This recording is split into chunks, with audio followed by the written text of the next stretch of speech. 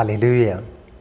आइए हम प्रभु के वचन में देखें कि परमेश्वर हमें किस सबसे उत्तम संबंध में देखना चाहते हैं। और परमेश्वर समस्त मानव जाति को जो सबसे उत्तम संबंध, उत्तम रिश्ते में, जिस रिश्ते में परमेश्वर ने मनुष्यों को बनाया था, और परमेश्वर जिस रिश्ते में मनुष्यों को सदैव अब से लेकर अनंत काल तक, और जब तक आप धरती पर हैं उस समय से लेकर और जब आप इस संसार को छोड़ेंगे उस समय के बाद भी एक संबंध, एक रिश्ता, जिस रिश्ते में परमेश्वर आपको देखना चाहते हैं, उस रिश्ते के बारे में हम परमेश्वर के वचन में से देखेंगे।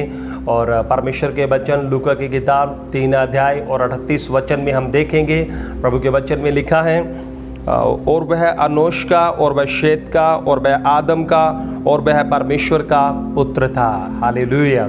और यहाँ पर कुछ वंशावलियों के नाम लिखे गए हैं और वंशावलियों में उनके पिता और उनके पुत्रों के नाम लिखे गए हैं। आखिर में जो 3 नाम पढ़ते हैं, अनोश, शेत और आदम।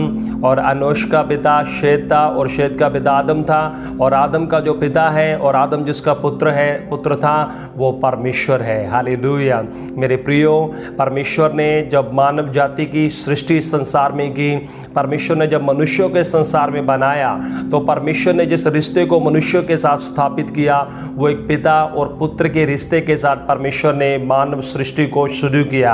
और परमेश्वर आदम के द्वारा पूरी मानव जाति के साथ अपने संबंध को लगाना चाहते थे, और परमेश्वर पूरी मानव जाति के साथ इसी रिश्ते को देखना चाहते थे कि प्रत्येक व्यक्ति परमेश्वर को पिता कहकर पुकारे।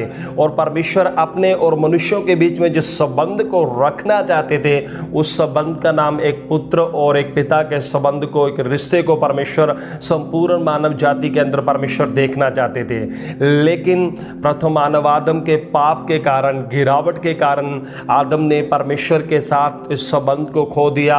उसने अपने पुत्रत्व को, अपने पुत्र होने के संबंध को, और परमेश्वर उनका पिता है, इस संबंध को उन्होंने खो दिया और वो इस रिश्ते से गिरावट में चले गए। और आदम के इस रिश्ते से गिरावट में जाने के कारण सारी मानव जाति ने परमेश्वर को पिता कहने के इस अनुभव को, इस एहसास को खो दिया, और कोई भी आगे से परमेश्वर को पिता कहकर पुकार नहीं पाए। बहुत थोड़े लोग थे जो कभी कभी पवित्र आत्मा के द्वारा प्रेरित होकर उसे पिता कहकर पुकार पाए, लेकिन ज़्यादातर लोग इस बात का अनुभव नहीं कर पाए, इस बात का हियाव नहीं रख पाए कि वो परमेश्वर को पिता कहकर पुकारे।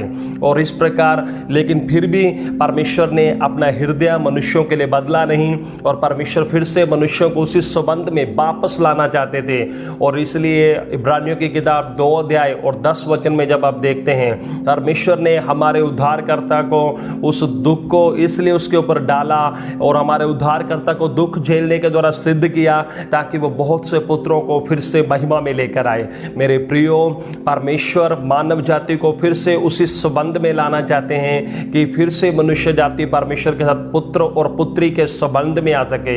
और परमेश्वर चाहते हैं कि उनके पुत्र पुत्रियां जो इस संबंध को खो चुके हैं, इस रिश्ते को खो चुके हैं, वो दोबारा से प्रभु यीशु मसीह के द्वारा इस संबंध को प्राप्त कर पाए। मेरे प्रियो, परमेश्वर किसी व्यक्ति को भी रिलीजन में नहीं देखना चाहते।